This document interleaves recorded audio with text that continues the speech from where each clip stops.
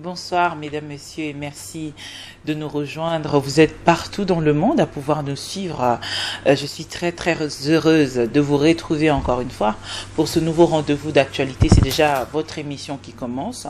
Regard sur l'actualité qui reste dominée par le dialogue national. Nous attendons. Le blocage se situe à quel niveau? Plusieurs avertis pensent que c'est le côté inclusif qui pose encore problème. Les grands leaders de l'opposition qui sont toujours pas partants pour le dialogue convoqué par le président Kabila. Par exemple, Etienne Tshisekedi, lui, qui demande à ce que le dialogue soit convoqué dans l'esprit de l'accord cadre. Alors, quelques personnes se posent la question de savoir, et les concertations nationales, c'était quoi alors si Tshisekedi veut que le dialogue soit convoqué dans l'esprit de l'accord cadre? L'actualité reste rythmée aussi par le processus électoral. Il y a quelques avancées puisque le président de la Commission électorale nationale indépendante a donné quelques pistes de solutions, même quelques précisions importantes, c'est-à-dire les besoins fondamentaux dont la CENI attend pour la mise en œuvre du processus électoral, pour le démarrage de la machine électorale. L'actualité reste dominée ici par 2016, décembre 2016, ce mois et cette année qui détermine la fin du mandat du président de la République, Joseph Kabila, selon la Constitution. Mais apparemment, le glissement a déjà débuté. Est-ce que finalement le président de la République va faire en sorte que les élections puissent avoir lieu avant son départ, ou il sera protégé par l'article 70 qui demande à ce qu'il reste en place jusqu'à ce qu'il y aura le nouveau président élu? La mise en place du nouveau président élu, mesdames, messieurs, ces différents sujets seront abordés au cours de cette émission. L'émission d'aujourd'hui qui ouvre ses portes à un jeune. Il est président d'un parti politique qui a quand même un nom intrigant. Il s'agit du peuple au service de la nation. Le président de ce parti politique, c'est monsieur Ridi Mandio. Bonsoir et bienvenue. Bonsoir Madame Tibi. Comment allez-vous, Ridi Mandio? Bienvenue dans cette émission. Comment vous vous portez? Ça va très bien. Voilà, je viens d'Afrique du Sud. Je suis bien atterri ici. Tout va bien. Voilà, j'aime la ville de Kinshasa. En fait, j'aime le Congo parce que c'est mon pays. Alors, comment se porte votre parti politique, Peuple au service de la nation? Comment se porte-t-il? Il est basé où? Bon, en fait, nous sommes un bébé parti, si je peux le dire, je dois l'avouer. Nous existons, ça fait déjà plus d'une année, officieusement, ça fait 3 ans déjà. Et nous sommes basés en Afrique du Sud, nous sommes basés aussi ici. Nous sommes en train de se baser, d'y entrer, en fait, ce que je vais dire, dans le système, dans la scène politique congolaise. Voilà, c'est un jeune parti qui a commencé en Afrique du Sud, dans la diaspora. Nous avons des membres au Canada, en France, nous avons des membres à Londres, nous avons des membres ainsi par-ci par-là et tout. Mais tous nos membres et collaborateurs ou partisans sont des jeunes. En fait, la vision, elle est très jeune. Nous essayons de faire la différence avec ce qui se passe ici. Mais écoute, bon que nous soyons, mais on ne peut pas œuvrer à l'extérieur du pays, quand même nous faisons partie de la diaspora. Mais nous avons accepté de descendre sur terrain, d'entrer dans la scène politique interne, dans la politique interne du pays, d'œuvrer comme tout parti politique en bonne et due forme, et de présenter notre projet, de présenter notre vision au peuple congolais. Et s'ils nous acceptent, comme ils viennent de le faire dans quelques communes déjà, où nous sommes passés, et bon voilà, c'est un peu ça et tout. Est-ce que c'est facile aujourd'hui qu'on accepte un jeune aujourd'hui qui symbolise encore l'envie, le désir de la chair, l'inconscience, le jeune ici au pays donne l'image de l'ensemble de tout ça, de l'inconscience, le désir de la chair, comme je viens de le dire, l'envie encore de s'amuser et tout. Pour vous, est-ce facile? Non, écoute madame, la jeunesse dont vous parlez, je ne sais pas de quelle jeunesse, la jeunesse actuelle maintenant là, nous sommes en 2016 madame, nous sommes au 21e siècle. Aujourd'hui, nous avons des jeunes entrepreneurs. Aujourd'hui, nous avons des jeunes journalistes. La jeunesse, elle est vraiment dynamique maintenant, là, dans différents secteurs. Je veux dire, le secteur privé tout comme le secteur public. Voilà. L'âge ne fait plus vraiment, ne pose plus problème en termes de leadership ou en termes de vision. Cela dépend de la philosophie, de la pensée. Dans mon domaine, par exemple, c'est la politique. Ça dépend qu'est-ce que je vais offrir, la vision. Parce qu'être un politicien ou diriger un parti politique, ça demande de la vision, ça demande de projets de société, ça demande d'être dynamique, écouter, accepter les autres et travailler avec les autres. Et si j'ai des compétences, pourquoi pas? Je peux les dire, mais c'est à des gens qui m'écoutent, des gens qui m'acceptent. C'est à eux peut-être de témoigner sur moi, sur ma personne et peut-être mes compétences. Est-ce facile pour vous de voir, je vais reprendre ma question, voilà, de voir les jeunes comme vous adhérer dans votre vision? Non, en fait, il y a plusieurs jeunes à Kingabwa. L'autre fois, comme nous sommes passés, j'étais aussi à Montbelé, j'étais à Makala. Oui, des jeunes nous acceptent. Et c'est facile qu'on accepte un jeune plus qu'un vieux. Maintenant, je le crois. Parce qu'en fait, tu vois, en termes d'âge, en termes de niveau, ils s'y trouvent. Moi aussi, je reflète une image de la jeunesse. Ils t'acceptent facilement. Ils disent, écoute, ça c'est notre frère, ça c'est un jeune comme nous qui nous apporte quelque chose. En fait, l'âge n'a pas vraiment de problème. Le problème, c'est la pensée, le message que vous apportez. C'est ça le problème, madame. Même si c'est un vieillard qui apporte le même message, il sera accepté. Le message que demande le peuple, c'est ça le problème. L'âge n'a pas de frontières, n'a pas de barrières quelconques, mais c'est juste que vous imposez sur la pensée politique. L'offre, qu'est-ce que vous offrez à la nation, au peuple congolais? C'est ce qui importe, madame. Cette jeunesse, la majorité, la partie majoritaire de cette jeunesse reste gangrénée par plusieurs antivaleurs. Vous le savez aussi, Monsieur Ridimandio, c'est pas facile aujourd'hui pour les jeunes d'intérioriser la culture politique, le combat démocratique. Ces jeunes parfois qui préfèrent suivre ces politiciens-là qui leur proposent de l'argent quelquefois et tout. Aujourd'hui, vous arrivez avec votre parti politique, ça demande des moyens. Aussi, est-ce que vous êtes financé par un organisme ou c'est par vos propres moyens de bord? Non, je pense qu'en fait, en premier lieu, je préférais peut-être débattre plus sur la pensée, c'est que nous croyons. Le moyen peut-être viendra après. Nous sommes un jeune parti politique, ça nous prendra beaucoup de temps. C'est vrai, nous ne sommes pas représentés à Beni, à Ouvira, à Moba par exemple. Oui, mais ce qui nous intéresse pour l'instant, c'est Êtes-vous financé, monsieur Non, mais ce qui est vrai, c'est que j'essaie de dire, le financement n'est pas vraiment notre problème. Nous sommes entrés avec de maigres moyens de créer de l'impact dans la société. Si nous pouvons avancer de quelque part, même avec de petits moyens, nous cotisons. Il y a des gens qui cotisent du jour au jour, du jour au lendemain, ils cotisent, nous donnent quelque chose. C'est vrai que ce petit, nous ne sommes pas comme d'autres partis politiques, mais l'impact de la chose que nous appelons petit, elle est grandiose. L'impact est tellement si grand. Et le problème, ce n'est pas le financement. Le problème, c'est la pensée. C'est qu'est-ce que nous offrons à notre population. On va y arriver. On va y arriver. Vous reconnaissez que vous êtes un petit parti politique, vous le reconnaissez puisque vous venez de le dire. Non. Pourquoi vous voulez contribuer au désordre qu'il y a aujourd'hui? S'il vous plaît, laissez-moi finir. D'accord. S'il vous plaît, laissez-moi finir. Pourquoi vous n'avez pas voulu adhérer dans un parti politique pour essayer quand même de partager aussi votre vision? Écoute, madame, mais quelque chose, vous avez bien dit, écoute, il y a les désordres qui règnent. Et quand il y a le désordre, il faut instaurer de l'ordre. C'est sa raison pour laquelle nous voulons instaurer de l'ordre. Écoute, quand j'ai dit nous sommes un petit, c'est en termes de nombre et de représentativité. Écoute, on ne couvre pas encore toute la RDC. On doit l'avouer. Nous sommes à Kinshasa, nous sommes à Lubumbashi et nous sommes à Goma. C'est ça peut-être là où nous sommes en train de découvrir. Mais sur le plan pensée, notre pensée n'est pas limitée. Elle est grande. Elle est grande, c'est pas quelque chose de petit. Mais écoute, nous sommes en train de marcher à quatre pattes comme un enfant qui vient de naître. Mais demain, il faut venir nous voir. Et notre premier succès, c'est d'abord, nous sommes en train d'accroître à une vitesse de TGV, madame. C'est vraiment parce que du jour au jour, il y a des gens qui adhèrent le parti, qui acceptent notre vision, qui acceptent notre projet de société et tout. Notre problème, ce n'est pas la quantité des partis politiques que nous avons dans ce pays, madame. Pour sortir de ce pays du chaos, on a besoin de la qualité de leadership. On a besoin de la qualité des leaders politiques, la qualité de partis politiques. C'est ce qui est plus important dans ce pays. Pensez-vous que le pays se trouve dans un chaos? Puisque vous venez de le dire. Non, en fait, écoute, quand je dis chaos, écoute, l'espace politique n'est pas très démocratique. Je suis ici, madame. je suis à Kinshasa, ça fait un bout de temps, et je suis en train de voir ce qui se passe.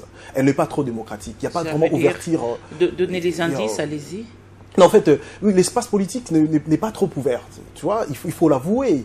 Et c'est difficile parfois d'être accepté. Merci de m'avoir accepté dans votre émission. Parfois, les gens n'acceptent pas des opposants ici. Hein. Ça, je l'ai dit, je dois le dire ouvertement. Ah bon, oui, où ça, on n'accepte pas des opposants? Non, je ne suis pas là pour nommer les individus ou des entités quelconques. Mais on accepte les opposants. On accepte les opposants. Non. C'est où qu'on n'accepte pas les opposants? À la télévision? Écoute, madame, vous parlez dans quel secteur, écoute, monsieur Mandio? Parce que ici, on ne peut pas laisser que vous puissiez dire des choses qui n'existent pas. Si bien sûr, je les confirme. Oui. Il y a plusieurs chaînes, par exemple, où vous venez avec un message quelconque, mais on pèse d'abord le message. Hein.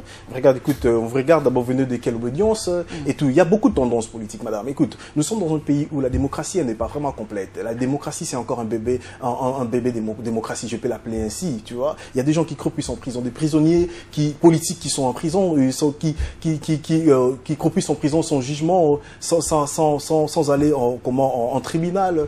Nous sommes dans un pays où les gens sont privés de quelques libertés, même de mouvement pour aller se déplacer. Je cite par exemple Moïse Katumbi qui voulait prendre son avion pour aller chez lui au village. On l'a empêché de le faire et il a été retardé, humilié pour des heures du temps. Je peux citer Martin Fayulu par exemple. Nous sommes l'espace politique, elle n'est pas vraiment ouverte, madame. C'est ça, on doit l'avouer. Surtout pour nous, la jeunesse, nous sommes vraiment marginalisés. Le pays se trouve dans un chaos, selon vous, dans le domaine politique, dans les secteurs politiques. Bien sûr, dans le secteur politique. Mais bon, on parle politique, il y a plusieurs secteurs, il y a aussi économique, social, même les sociales, c'est chaos, il n'y a rien du tout ici. Il n'y a rien du tout, je vous dis la vérité. Et il n'y a pas des hôpitaux qui répondent à des normes internationales, et puis il n'y a pas de vie sociale, il n'y a pas de classe moyenne au Congo. Mais dans les cadres politiques, je vous dis, il y a l'instabilité politique dans ces pays, madame. Nous sommes en train même de partir dans un chaos encore possible, parce qu'en fait, c'est incertain. Nous sommes, le processus électoral, c'est en perte de vitesse. On ne sait pas où est-ce qu'on va atterrir. Tu vois, si tu demandes tous les jeunes Quinois que j'ai croisés dans la rue, est-ce qu'il y aura des élections? Ils en savent pas. Ça devient comme un miracle, ça fait quelque chose qu'on doit prier. Les gens ne savent pas ce qui va arriver demain, écoute. Et votre responsabilité en tant qu'un jeune qui s'intéresse quand même à la politique aujourd'hui, vous vous sentez aussi responsable d'expliquer à ces jeunes Quinois que vous avez rencontrés aujourd'hui les différents problèmes posés par la classe politique, même par les gestionnaires du pays. Qu'est-ce que vous leur dites? En fait, on fait passer les messages qui sont clairs, madame. Écoute, il y a une constitution qui doit être respectée. Et ils en savent et tout. Et nous faisons de sorte à faire passer le message clair à notre population. Quel est ce message? Le message est clair, qu'il doit y avoir les élections au délai prescrit dans la Constitution. C'est ça le message clair. On va parler des élections tout à l'heure, Monsieur Mandio. Vous venez de soulever le problème qu'il y a au pays, la déstabilisation, le côté politique. Vous avez dit même le secteur économique est chaotique. C'est ce que vous venez d'affirmer vous-même. Vous venez de la politique jouer un rôle important. Vous avez une vision bien définie. Vous-même, qu'est-ce que vous avez déjà fait? C'est dans quel secteur ou dans quel domaine que vous avez distingué pour que vous puissiez venir prétendre être prêt à résoudre le problème? Très bonne question, madame. Écoute, avant que je me lance officiellement dans la politique, quand je dis officiellement, avant que je me lance à travailler avec le PCN, le Peuple au service de la Nation, écoute, j'étais dans une organisation sociale, qui veut dire un regroupement, et c'était une association qui regroupait plusieurs plateformes, qui veut dire des professeurs d'université, des Congolais de la diaspora d'Afrique du Sud, et qui regroupait des étudiants, qui regroupait des docteurs et tout. Et écoute, pour aider son pays, pour travailler pour son pays, on n'a pas besoin d'être un politicien, on n'a pas besoin d'occuper une position publique, non, pas du tout. Même dans le secteur privé, même dans la charité, on peut faire quelque chose. J'ai coordonné, et je suis le coordonnateur de ces mouvements. Ces mouvements s'appellent Tokowa Pona Ekolo. C'est un mouvement, c'est une plateforme où les gens contribuent 1 centime chaque mois, et nous faisons de sorte que nous puissions regrouper cette somme-là, une bonne somme d'argent qu'on peut envoyer ici, pour aider, financer quelques écoles où les enfants se mettent encore par terre en plein 21e siècle, aider des hôpitaux. Et nous avons lancé un projet contre la malaria, le paludisme qui tue, et ça tue vraiment au Congo. Et c'est vrai qu'on ne peut pas courir beaucoup de villes, mais nous faisons ce que nous pouvons, notre part, si je peux dire. Nous faisons ce qui est à notre... notre responsabilité à nos moyens aussi, regardons nos moyens. Donc sur le plan social, on a déjà financé quelques actions ici avec la population et aussi nous avons aussi contribué en termes de culture aussi, avec des échanges avec des équipes ou les équipes de certaines communes, on a réuni et tout pour qu'ils puissent jouer. Enfin, ils auront quelque chose à faire. Il faudrait rappeler que vous faites partie du mouvement combattant en Afrique du Sud. C'est bien cela. Est-ce que ça vous est arrivé déjà de taper sur les gens? Non, écoute, madame, je ne suis pas de ceux-là qui encourageaient ces dérapages. Excuse-moi du terme, je les ai appelés toujours dérapages. Et je serais surpris, peut-être, cette question revient à chaque moment où je passe à la télé, peut-être dans une émission quelconque. Écoute, notre lutte, elle n'était pas juste elle ne peut pas être réduite au niveau où on a tapé quelqu'un, on a agressé quelqu'un. Non, il y a eu plus que ça, madame. Je vous dis, je vous informe, il y a eu autant de mémos déposés dans des institutions internationales pour la RDC, pour la vraie cause, pour la cause de la RDC. Il y a eu plusieurs marches pacifiques sans qu'il y ait blessure ou cassure quelque part. Personne n'en parle. Mais si juste quelqu'un a été tabassé, parce que je sais pas, parfois ce sont des règlements de compte, hein, n'oubliez pas, il y a aussi des gens qui sont ici, qui ont des problèmes avec d'autres personnes qui sont de l'autre côté, madame. Vous comprenez? Mais ça passe toujours sous le nom des mouvements combattants. Non, la lutte, elle est noble. Les combattants combattent juste pour le bien-être du Congolais. Ils combattent parce qu'ils sont aussi Congolais. Même si certains ne changent de nationalité, mais ils restent Congolais. On ne peut jamais couper ses origines, madame. C'est difficile. Les combattants, ils ont une lutte noble. La lutte, c'est quoi? C'est l'état des droits en RDC, madame. C'est l'état des droits. Nous ne combattons pas pour venir renverser un régime pour occuper des postes. Non, ce n'est pas du tout ça. Parmi nous, il y a des gens qui travaillent. Lui, il travaille, il est bien en France, il est bien en Angleterre, il est bien au Canada, il est bien en Afrique du Sud. Il n'a pas besoin de devenir ici ministre. Pas du tout. Nous sommes pas, on n'est pas un parti politique, madame. C'est un mouvement de pression. Et laissez-moi finir, madame. Ça regroupe beaucoup de gens et de toutes tendances. Écoute, on peut organiser une marche, madame. On dit que nous quittons aujourd'hui Kassavoubou et on va finir devant le palais du peuple. Arriver en l'avenue enseignement et il y a des rapages. Il y a quelques de nôtres, peut-être, qui vont renverser une voiture et brûler la voiture. Ce n'est pas tout le mouvement. Mais dans des cas pareils, mais l'image aujourd'hui du mouvement combattant, la réputation de ce mouvement, comment vous la qualifiez? Si vous êtes honnête aujourd'hui, quand on parle de combattant, c'est quelle image que les gens ont? Non, écoute, madame, raison pour laquelle on est là, parce que notre image a été salie ici, c'est pour des raisons politiques, il faut dire la vérité. Salie ici ou ce sont vos œuvres à vous, c'est-à-dire les insultes tous les jours que nous voyons sur les nets, vraiment... Oui, allez-y. Madame, qui insulte? Je vous ai parlé. Pourquoi vous ne parlez pas sur des mémos de marche pacifique qui s'est passé dans la diaspora? Juste de petits dérapages, c'est là où les gens parlent beaucoup. Ce sont des histoires pour nous réduire, pour salir notre image. C'était beaucoup plus ici. On n'en parle pas beaucoup dans la diaspora. Je vous dis la vérité. Personne n'en parle de certains dérapages ou de certaines insultes que quelques individus font. Non, ils sont libres, ils sont congolais, ils peuvent faire ce qu'ils veulent, mais nous nous faisons en sorte que des gens qui doivent nous représenter que ce soit l'élite qui a une vision, l'élite qui peut être acceptée, tu vois, qui répondent quand même aux normes sur le plan compétences, talent, et expérience et tout. C'est ça, c'est ce que nous faisons. Peut-être il y a des dérapages, quelques individus peuvent passer, insulter, c'est un Congolais. Est-ce que pour mettre la caméra devant YouTube, sur Facebook, pour insulter quelqu'un, tu dois être en France? Pas même ici, ça se passe. Des gens critiquent à partir d'ici. Facebook, personne ne te connaît. Tu peux mettre ton nom et tu dis, je suis Jérôme, mais tu n'es pas Jérôme, tu es Jean-Luc.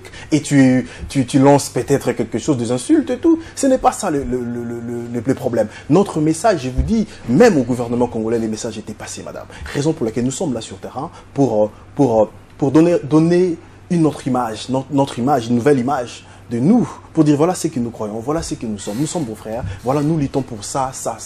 C'est normal. Et les Congos aussi, en termes de technologie, madame, c'est là, avant-hier, j'ai regardé le taux des internautes chaque jour au Congo, c'est réduit à 5%. Et voilà, les gens ne sont pas très connectés. Et les messages, parfois, ça ne passe pas la manière dont nous voulons que le message passe. Parce que les gens ne sont pas très connectés vu au problème de l'Internet, les fibres optiques et tout. On comprend, les Congolais un peu en retard et tout. Ça se comprend. Raison pour laquelle on a décidé de prendre le billet, descendre sur terrain. J'étais ici avec mon frère Rex Kazadi au mois de mai, l'année passée 2015. Nous sommes venus expliquer à la population, écoute, nous sommes là, voilà notre élite, on va présenter notre vision. Et nous étions acceptés par ceux qui nous ont acceptés, et des gens qui ne nous ont pas acceptés, on n'était pas acceptés. Et c'est la démocratie. Donc voilà, c'est un peu ça, madame. Alors, Monsieur Mandio, nous allons rentrer dans le bain de l'émission. Le processus électoral, aujourd'hui, pose problème. Vous le savez, vous avez dit que vous avez rencontré quelques jeunes. Et puis voilà, le président Kabila a posé le problème. C'est-à-dire que aujourd'hui, il y a un problème des financements des élections, il y a un problème de la sécurisation du processus électoral, le problème d'enrôlement des nouveaux majeurs, etc., qui font en sorte que le processus électoral soit retardé. Écoute, madame, vous me parlez de problèmes techniques.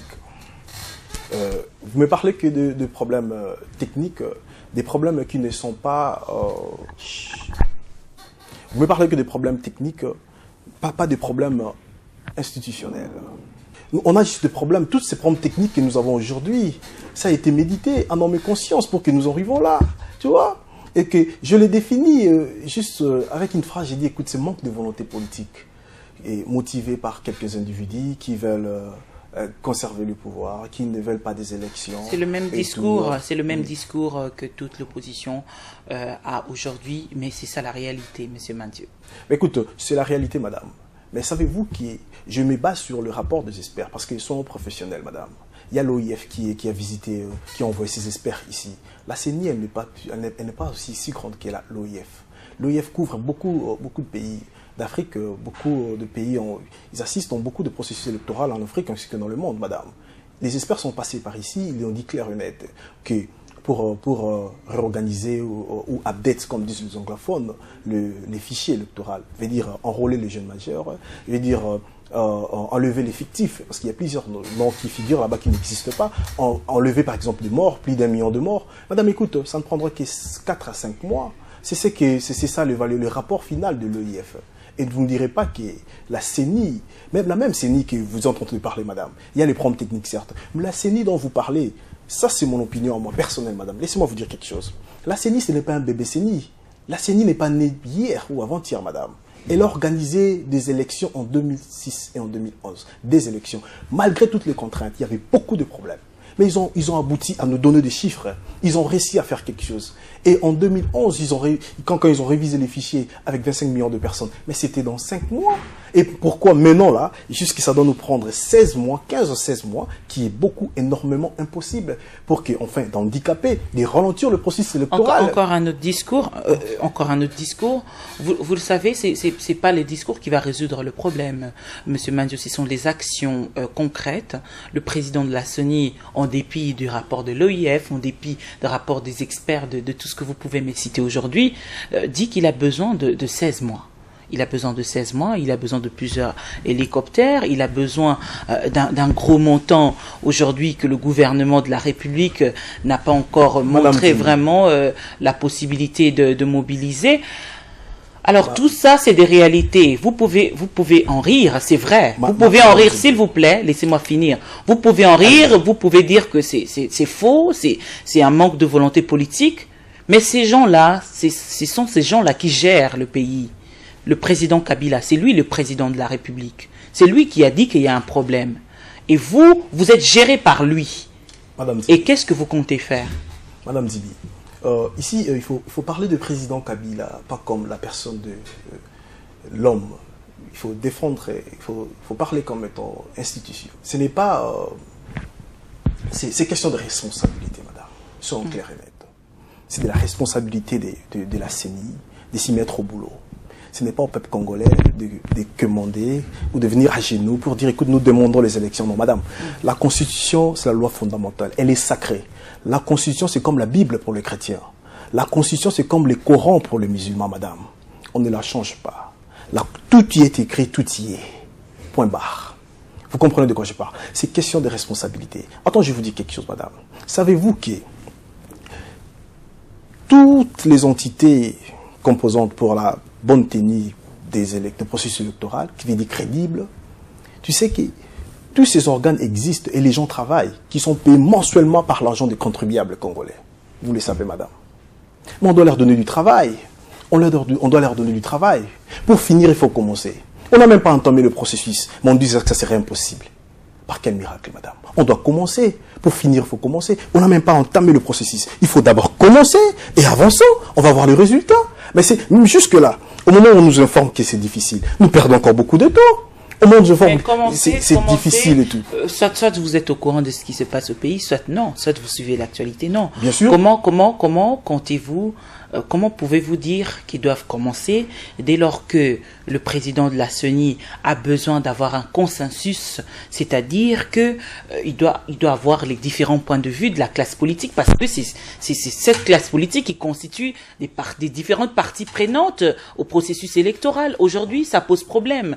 Ils sont en train de réclamer plusieurs choses à la fois. Comment voulez-vous qu'on démarre la machine électorale dès lors qu'il y a des contestations, dès lors que chacun devient expert? Madame, il y a contestation quand on sort de la Constitution. C'est là où ça pose problème. Si M. Nanga peut demeurer dans la Constitution, dans son intégralité, il n'aura pas de problème avec qui que ce soit. Je ne pense pas dans la majorité comme dans l'opposition, même pas dans le G7, madame. Soyons clairs. Le problème se pose quand on sort de la Constitution. Et c'est clair et net. Nous avons besoin, quand je dis nous, dans l'opposition, comme étant la population, nous voulons les élections au délai constitutionnel, au délai prescrit dans la Constitution, claire et nette. Nous ne demandons rien, madame. Nous demandons que la Constitution soit respectée. Vous êtes quand même d'accord, monsieur Mandio, que vous êtes quand même d'accord que parfois les textes constitutionnels rentrent en confrontation avec la réalité. Vous êtes d'accord avec ça? Non, en fait, je suis d'accord avec ça. Je peux même avancer dans votre pensée et tout, dans votre thèse, madame. C'est difficile que nous puissions organiser et les élections présidentielles, législatives nationales, ainsi que locales, provinciales, les élections locales, municipales. C'est difficile. C'est ça le problème. Ce sont des contraintes en cause du technique et le temps qui nous est imparti. Mais nous, si gérons ceci, passons à l'essentiel. Privilégions quelques élections, telles que la présidence, telles que la présidentielle, telles que le législatif national. L'essentiel, c'est dans quel texte? C'est ça le problème. Ça n'a jamais été défini, les élections prioritaires. Madame, écoute, quand vous dites l'essentiel, c'est selon quel texte? C'est sur base de quoi que vous affirmez qu'on doit passer à l'essentiel? Madame, peut-être vous mesurez peut-être... C'est vrai que toutes les élections sont importantes, on n'en disconvient pas. Mais au niveau de l'engagement et des responsabilités, le présidentiel, madame, ce sont toujours des élections les plus importantes. Je veux vous dire, je ne néglige pas le municipal et les autres en termes de leadership, parce que nous avons besoin d'un chef, un nouveau chef qui incarne la confiance de tout un peuple, madame. Écoute, si on vous nomme aujourd'hui comme étant gouverneur du Kananga, vous avez la confiance des gens du Kananga, madame.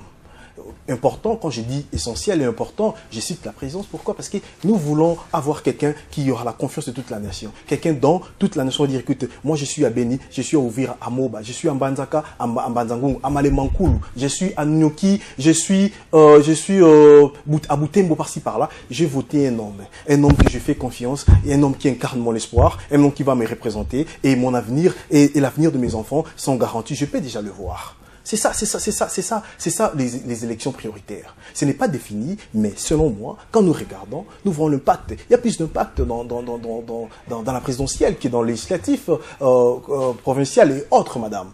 Voilà, nous si gérons ceci, passons dans l'essentiel, là où il y a plus d'impact dans la société. Parce qu'écoute, aujourd'hui, si on va passer aux élections de gouverneurs, madame, c'est bien bon, mais quel impact ça a sur l'étendue nationale et tout? Voilà, c'est que les gens entendent d'ici, les gens attendent à ce que nous ayons un nouveau chef qui est élu et que l'avenir du Congo et des Congolais est garanti et on aura un avenir prospère, l'avenir est là pour nos enfants et tout. Et le Congo deviendra un exemple, madame, pour la région du Grand Lac, un exemple pour le monde entier, madame. Et pendant que nous regardons de part et d'autre, quand nous voyons les pays comme le Burundi, le Rwanda, le Congo-Brazzaville, et qui nous sont voisins, que nous partageons des frontières, en train d'avancer dans le processus électoral qui est tout le temps contesté, on peut être exemple. Autre exemplaire, pourquoi pas devenir exemplaire? Vous savez, dans la zone Grand Lac, madame, la superficie, la population des RDC a plus d'impact. 2 345 000, c'est pas peu. C'est plus ou moins 70 millions d'habitants, madame, ce n'est pas peu, ce n'est pas de la blague. Et ça a plus d'impact à jouer dans la région du Grand Lac, madame. Alors, vous avez dit tout à l'heure que vous vous battez pour l'instauration d'un état de droit. Aujourd'hui, vous réclamez même les élections. Et qui doit rassurer l'instauration de cet état de droit en termes de candidat à la présidentielle, selon vous? En termes de candidat présidentiel. Madame, écoute, avant de commencer, la guerre maintenant là, quand je dis la guerre ou la bataille, ou la course que nous sommes en train de faire, de mener, elle ne part beaucoup plus sur la candidature de qui que ce soit. Je n'ignore pas la compétence des gens. Je peux citer, par exemple, dans le G7, il y a des gens compétents, madame. Comme Moïse Katumbi Tchapoué, il a la compétence. Dans l'opposition, il y a des gens compétents, madame. Il y a Vital Kamere, il y a Martin Fayulu. Comme dans la majorité, il y a aussi des gens compétents. Comme dans la diaspora, madame, il y a des gens compétents. Je peux citer quelques noms, Dr Tchani, Ilunga et les autres. Mais le problème maintenant là, ce n'est pas de candidature de qui que ce soit. Le problème, c'est la tenue des élections. Tu es candidat pour quelles élections? Ça semble flou, madame. Nous sommes en perte de vitesse. Où est-ce que nous allons? Où est-ce que nous allons atterrir? C'est ça le problème, madame. Je vais reprendre ma question. Vas-y. On doit être clair voilà. Et on doit être précis pour la meilleure compréhension. Réclamer quelque chose, c'est bien, mais se préparer, c'est être responsable. Se préparer à la tenue de cette chose, c'est être responsable. Voilà. Aujourd'hui, qui allez-vous soutenir dans PCN? Non, écoute, je ne vais pas mettre la charrue devant le bœuf, madame. C'est ça le problème. Quand je vous parle de candidature, je ne vais pas qu'on en discute, bien sûr, parce que c'est comme si nous mettons la charrue devant le bœuf. Vous comprenez? Oui, c'est vrai, chaque parti, chaque composante... Mais c'est pas ça, être responsable. J'arrive. Non, t'inquiète pas. Je n'exclus pas le fait de travailler dans chaque parti, d'avoir une bonne préparation. Parce que tout succès dépend d'une bonne préparation. Je n'exclus pas ça. Mais nous ne voulons pas faire la politique, parlons des candidatures maintenant, mais lorsque vous parlez de la compétence de Moïse Katumbi, lui a proposé les primaires. Non, s'il vous plaît. Oui, si vous madame. dites qu'il est compétent, il a proposé le primaire au sein de l'opposition pour désigner un candidat commun. Oui. On ne peut pas discuter des candidatures aussi longtemps que les élections, le processus électoral est en danger, est en perte de vitesse. Quelles élections? Tu seras candidat où, madame? C'est ça le problème. Mais cela n'empêche pas. En fait, je peux me dire, écoute, je suis Ridi Mandio, je serai candidat dans tel secteur ou je serai candidat présidentiel ou tout. Mais quelles élections, madame? C'est ça le problème. La bataille, c'est d'abord garantir la tenue des élections. C'est là où nous nous mettrons tous, d'abord. Mais cela n'empêche que dans chaque composant, dans chaque parti politique, les gens puissent travailler pour se préparer. Vous n'êtes pas d'accord avec l'idée de Moïse Katumbi? Si, d'accord, je partage son idée. Mais quand il parle de primaire, je partage cette idée. On doit aller dans des primaires. Mais oui, qui allez-vous soutenir? C'est ça la question, monsieur Mandio. Non. Vous ne pouvez pas vouloir une chose et son contraire en même temps. Bataille électorale, c'est ce que tout le monde est en train de faire. La dynamique de l'opposition est en train de se battre pour que la Constitution soit respectée. Le G7, tout le monde se bat pour que les élections puissent avoir lieu. Et s'il vous plaît, une fois que cette bataille sera gagnée, qui allez-vous soutenir? C'est la question qu'on vous pose. Mais non, c'est ça, mais non. Et je partage maintenant l'idée, si vous devez dire de Moïse Katumbi, on doit faire de primaire. Bon, c'est vrai, ça ne se passera pas. Mais vous, qui allez-vous soutenir dans votre parti politique? Le moment viendra où nous allons voir. Ça dépendra des projets de société, ça dépendra de l'impact que vous avez dans la société, ça dépendra de la vision. Madame, les alliances se créent du jour au lendemain. Ne t'inquiète pas pour ça. Nous sommes prêts, nous sommes en train d'évaluer chaque candidat, nous sommes en train d'évaluer à quel niveau nous allons entrer, avec qui nous ferons alliance. Ça, ce n'est pas notre problème. Ce n'est pas le moment opportun d'en discuter maintenant là. Parce que dans mon parti à moi, nous savons avec qui nous ferons alliance. Je soutiens fort et haut et fort à 100% l'idée de Moïse Katumbi, où nous devons passer dans des primaires. Ça nous élimine le gocentrisme. C'est lui que vous allez choisir. C'est lui que vous allez choisir pour être le candidat de l'opposition. Il en a des compétences, madame. Il en a. Je n'en disconviens pas. Il en a. Si c'est lui, pourquoi pas? Ce n'est pas un problème. Le problème, ce n'est pas les noms de l'individu, c'est la compétence, la vision et les projets de société, madame. Si lui, il va nous présenter une très bonne vision et un très bon projet de société, madame, on va s'adhérer. Le problème, c'est pas l'homme. Le problème, c'est l'impact que l'homme crée dans la société. Nous voulons le bien-être des Congolais. Quelqu'un qui va garantir l'espoir à la nation congolaise. C'est ça, ce que nous voulons. Quelqu'un qui va respecter aussi la Constitution à son tour. Quelqu'un qui mettra le pays, qui sortira ces pays de là où nous sommes pour faire avancer l'économie du pays sur le plan social. Tous ces problèmes-là. C'est la personne que nous voulons. Moïse Katumbi est compétent, s'il n'est pas des problèmes, s'il va nous présenter un très bon projet, je vais le soutenir, madame, que ce soit les candidats. Mais je soutiens son idée sur le primaire, ça nous évite l'égoïsme, l'égocentrisme, les égos et tout. Partons pas en ordre dispersé, soyons unis pour battre, pour vaincre, pas en ordre dispersé. Faisons de primaire. Bon, je sais que ça ne sera pas comme en France et tout, mais quand même, on sait se parler entre nous et choisir quelqu'un. Et c'est aussi la maturité politique. Je salue cette idée parce que c'est la maturité politique, madame. Écoute, on ne peut pas aller au présidentiel avec 20 candidats. Ça ne se passe pas nulle part qu'au Congo, madame. C'est de la honte. Parce qu'en fait, si vous suivez, celui-ci, tu veux quoi? Moi, je veux un état des droits. Tu veux un état des droits. Mais est-ce qu'il n'y a pas moyen qu'on puisse se mettre ensemble, s'unir et choisir quelqu'un? On est incapable de choisir quelqu'un. On ne sera pas tous des présidents de la République, madame. Non. Chacun a un rôle à jouer. On peut être ministre. Et puis, on peut aussi servir son pays, même dans les domaines privés, madame, pas seulement politique. Monsieur Mandio, le rôle d'un parti politique, d'ailleurs, l'objectif, c'est de conquérir le pouvoir et de le garder le plus longtemps possible. Oui. C'est ce que vous comptez aussi faire dans le PCN. Oui, bien sûr, c'est ça l'objectif principal d'un parti politique, pour conquérir le pouvoir et les garder le plus longtemps possible. Selon la Constitution, je voulais ajouter, bien sûr, quand on le dit garder, l'alternance doit prendre lieu, et l'alternance ne commence pas qu'au niveau des élections. L'alternance commence même au niveau des partis politiques. C'est ça aussi le problème, au sein du parti politique, l'alternance aussi. Savoir laisser la place aux autres pour vous représenter et pour conserver le pouvoir, pour battre ceux de l'opposition et tout. C'est ça aussi l'alternance. Nous croyons en ça, nous croyons fermement à l'alternance, nous croyons fermement à ce que vous venez de dire, prendre le pouvoir et conquérir. Nous sommes un jeune parti, ça nous demande beaucoup, ça demande de l'argent, ça demande avoir beaucoup de gens compétents, ça va nous prendre du temps, mais nous ne sommes pas pressés. Nous ne sommes pas pressés, nous sommes en train de travailler, enfin, un jour, le moment venu, nous allons nous présenter aussi dans de grandes élections et tout, mais pour l'instant, nous travaillons d'abord pour couvrir les législatives nationales ainsi que provinciales. Les moments venus, nous allons s'élancer aussi à la bataille présidentielle, madame. Mais pour le moment, c'est plus sur les législatives nationales et provinciales. Nous serons d'abord là-bas. Vous serez là. Est-ce qu'aujourd'hui vous êtes dans la dynamique de l'opposition au niveau de Kinshasa, il faudrait le dire? Vous êtes dans la dynamique de l'opposition, dans le G7? Où est-ce que vous vous situez?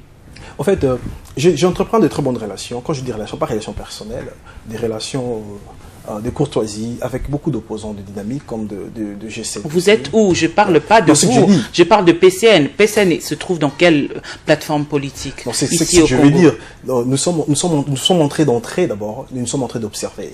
Nous sommes en train d'observer et d'évaluer là où nous devons aller. Nous sommes en jeune parti, on vient d'entrer et nous avons besoin de l'expérience, échanger avec les autres et demander aussi à la population l'impact que les autres ont sur la population. Parce qu'enfin, pour que nous puissions nous lancer sur une bonne route, madame.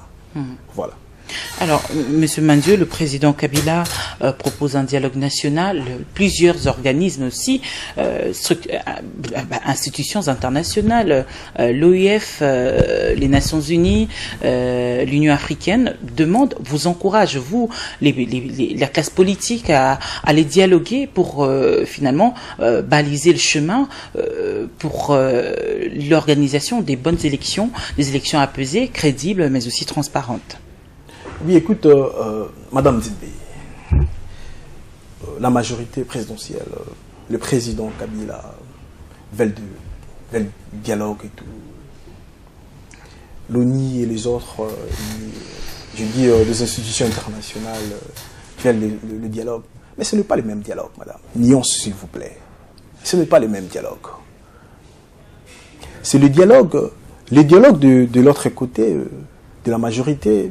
C'est qu'écoute, venez, on va parler ensemble, on va trouver des compromis, les élections sont devenues irréalisables, faute de moyens, faute techniques et tout, voilà, je ne sais pas comment vous allez les nommer. Écoute, mais venez, on n'a pas de crise, mais venez, on va parler. Donc, ils veulent une chose, ils font son contraire et tout. On va appeler tout le monde, tout le pays, des gens qui vont venir assister, et on va voir comment l'avenir du pays et tout. Voilà, on connaît ce qu'ils veulent, madame. Nous ne voulons pas des coups d'État institutionnels, madame.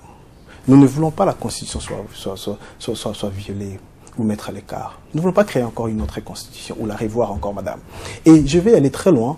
La communauté internationale, j'ai suivi le message de Ban Ki-moon, par exemple. Je lui cite les secrétaires généraux des Nations Unies quand il a atterri ici. Madame, écoute, son message est clair, il soutient le dialogue, mais tout doit se passer au délai constitutionnel. C'est ça le problème. La tenue des élections, comme prescrit dans la Constitution. C'est ça le vrai dialogue. Et raison pour laquelle nous nous disons, écoute, les dialogues, ce n'est pas un problème. Écoute, on peut passer dans des... Ban Ki-moon qui n'est qu'un partenaire. Ban Ki-moon qui n'est pas Corneille Nangaa, qui gère la chose. Merci. Ban Ki-moon qui n'est pas le président Kabila qui gère le pays.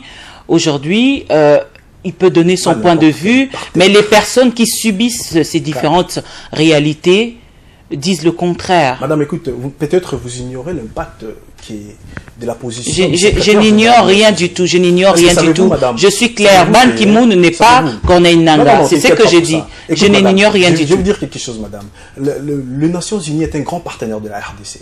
Je vous rappelle, madame, l'histoire est là. Écoute, mais on n'a pas dit le contraire. On n'a pas dit le contraire. Je complète votre idée, madame. Écoute, la coopération entre la RDC et les Nations Unies, madame, aucun autre pays dans le monde a connu ce genre de coopération. Je suis clair. La mission la plus longue des Nations Unies, dans n'importe quel coin du monde, c'est en RDC. La mission la plus coûteuse, c'est en RDC, madame. Vous comprenez? Ce n'est pas n'importe qui. Et la philosophie des Nations Unies, madame, c'est promouvoir la démocratie et la bonne gouvernance, madame. Ce n'est pas n'importe qui peut venir. Ce n'est pas un partenaire, ce n'est pas un pion qu'on peut négliger, qu'on peut prendre à la légère et jeter des arguments. Pas du tout, madame.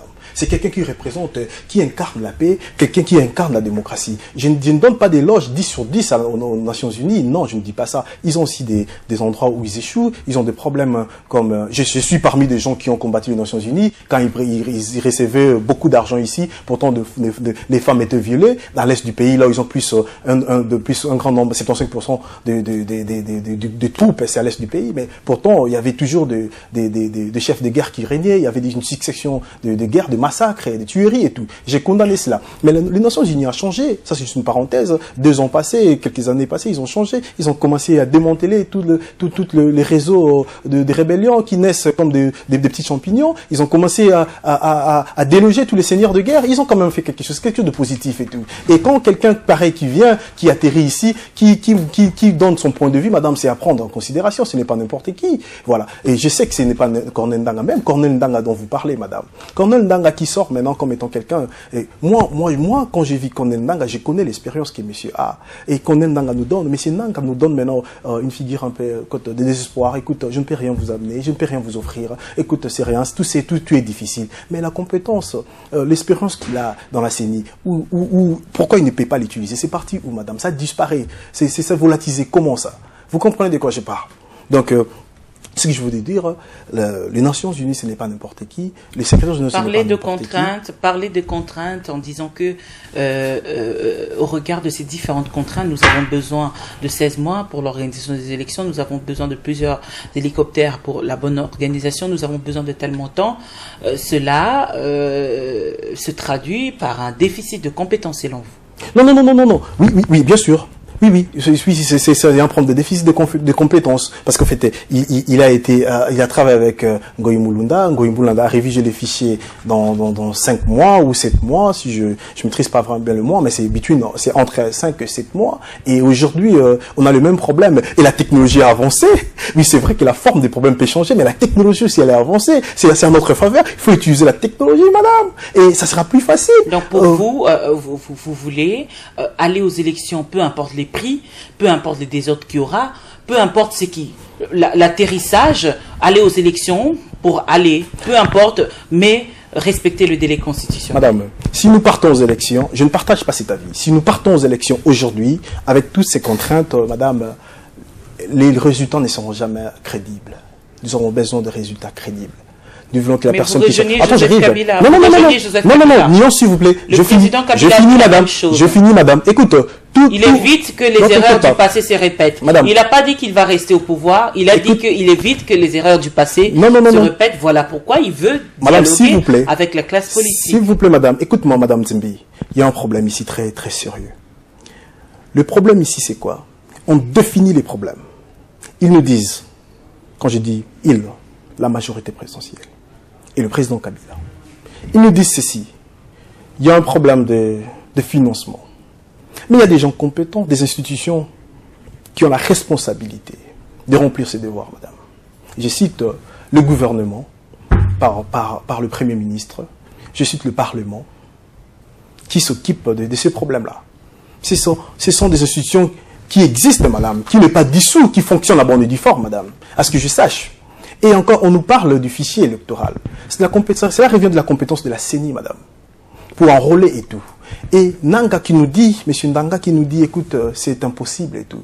Et l'OIF qui nous amène un rapport et qui sont prêts aussi à assister dans ce processus-là. Donc on ne peut pas dire quelque chose et son contraire au même moment. Merci, on va conclure. D'accord. On va conclure un dernier mot. Bon, en fait, Madame Zimbi, je souhaite du bonheur à la RDC. J'aime ce pays comme vous l'aimez aussi, comme tout le monde l'aime. Je veux que le 20 décembre, que nous puissions nous réveiller avec le soleil, un soleil qui incarne l'espoir. L'espoir au peuple congolais, l'espoir à toute la nation congolaise, l'espoir aux plus faibles, aux plus forts, l'espoir aux plus pauvres qu'aux plus riches, l'espoir aux hommes ainsi qu'aux femmes, l'espoir qui incarne aussi l'intégrité d'une nation, l'espoir qui incarne aussi la vie sociale d'une population. C'est ce que moi je souhaite. Et cet espoir sera incarné quand nous aurons un nouveau président, un chef qui est lié, qui est crédible, qui va représenter cet espoir. Merci. C'est ça mon souhait. Merci Rudy Mandio d'avoir répondu à notre invitation. Merci madame. Vous êtes président de PCN. Yes. Le peuple au service de la nation. Mesdames, Messieurs, à vous également un grand merci de nous avoir suivi l'émission de ce soir qui a élaboré les différents sujets d'actualité, l'actualité qui reste dominée par le dialogue national. Finalement, est-ce que ce dialogue aura lieu ou pas? Nous attendons. Et le processus électoral, le blocage qu'il y a toujours, c'est donc là ces deux sujets qui restent d'actualité. Vous allez suivre cette émission rediffusion demain, samedi 10h, sur Congo Web et sur la page Facebook Dossier d'Afrique. D'ici là, portez-vous bien. Je vous retrouve vendredi prochain, ça sera avec le même plaisir, si Dieu le veut, bien évidemment. Bonsoir chez vous et à très bientôt.